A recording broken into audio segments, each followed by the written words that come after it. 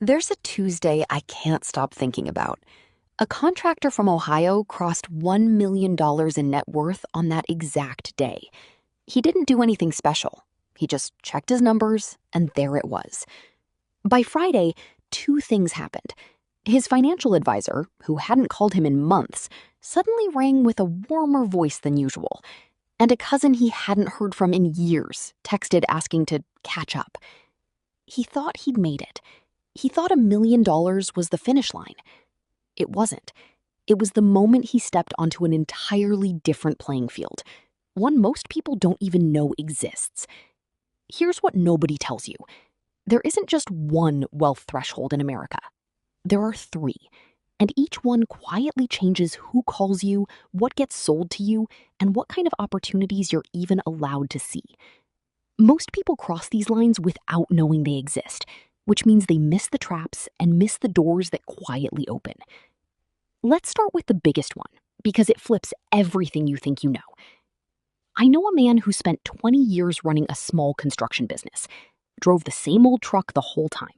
Nothing about him looked wealthy.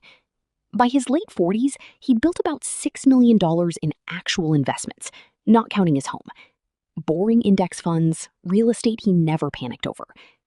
And once he crossed $6 million, something shifted. He started getting invited into deals he'd never heard of. Private lending opportunities, partnerships with family investment offices, venture deals that simply aren't advertised to the public. He'd crossed into a legal category called a qualified purchaser, which requires at least $5 million in investments, not counting your house. That distinction matters more than people realize.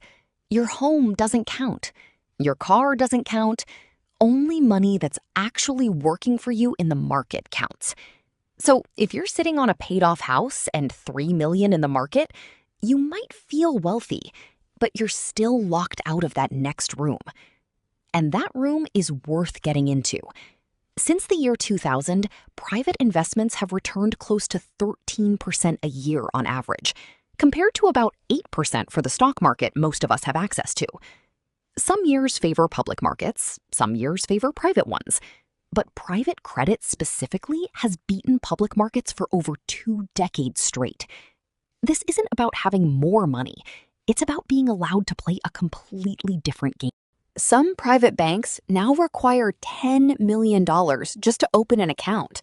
You could have $9.9 million and still get redirected to a general customer service line. The bar keeps moving, and almost nobody warns you about it.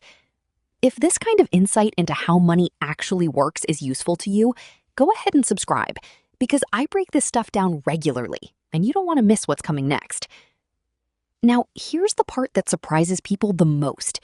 Crossing $1 million sounds like great news, and in many ways it is, but it also flips a switch that quietly works against you. Last year alone, America added over 440,000 new millionaires. That's more than 1,200 people crossing that line every single day. Meanwhile, the typical American household is sitting around $190,000 in net worth. $1 million isn't rare anymore. It's the graduation certificate of the disciplined middle class, not a signal that you've made it. I think about a woman I'll call Angela. Engineer, mid-50s, maxed out her retirement account for 2 decades, never chased trends, never upgraded her lifestyle just because she could. At 51, she crossed $1.2 million. She felt like she'd finally won. Within 3 months, her broker, not someone legally required to act in her best interest, just someone allowed to sell her suitable products, bumped her into a premium tier and started scheduling weekly calls. The message was comforting. You've built something real. Let's protect it. Then came the products. An annuity. A managed account charging just over 1% a year. That just over 1% doesn't sound scary, but applied to $1.2 million over 25 years of compounding, it quietly cost her around $380,000. Nobody hands you a bill for that. It just disappears, a little at a time, hidden inside a percentage sign. And here's the uncomfortable truth. Her broker didn't break any rules. Most brokers are only required to recommend something suitable, not something that's actually best for you. Picture a doctor who's legally allowed to prescribe whatever pays him the highest commission, as long as it technically won't harm you. That's the system a lot of people accidentally walk into the moment they hit 7 figures. Surveys show most Americans think you need around $840,000 to feel financially comfortable, and about $2.3 million to be considered wealthy. That gap in between is exactly where this trap lives. You're visible enough to attract the wrong kind of attention, but not yet big enough to access the right kind.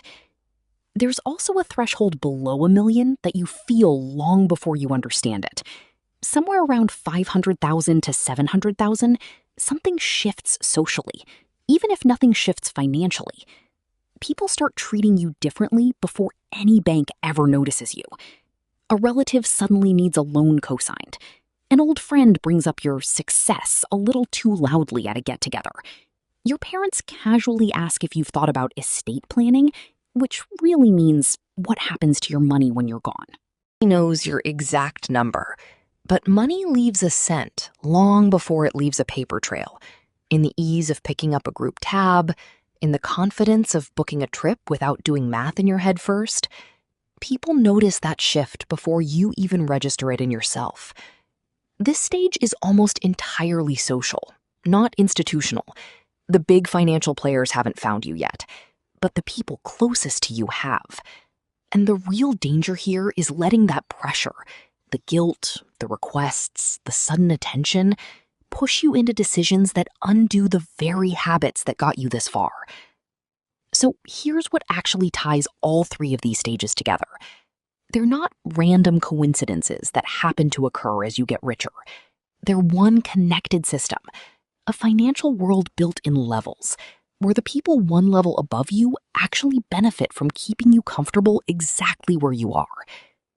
That 1% fee that sounds harmless, on $200,000, it costs you about $70,000 over 30 years. On $1 million, it's $350,000. On $2 million, it's $700,000.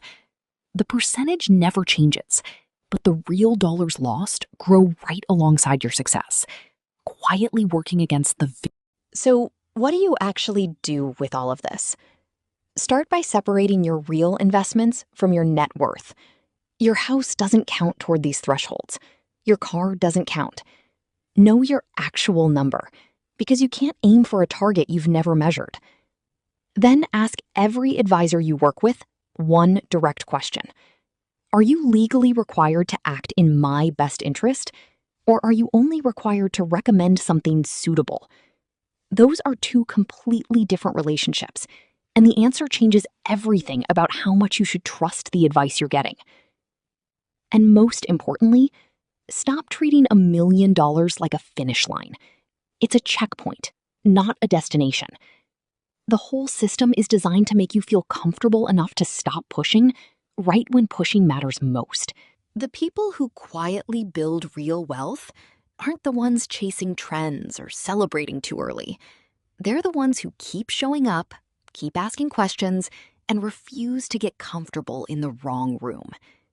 If this changed the way you think about money, even a little, hit subscribe. Because next time, I'm showing you exactly how to move through each of these levels on purpose, instead of waiting for life.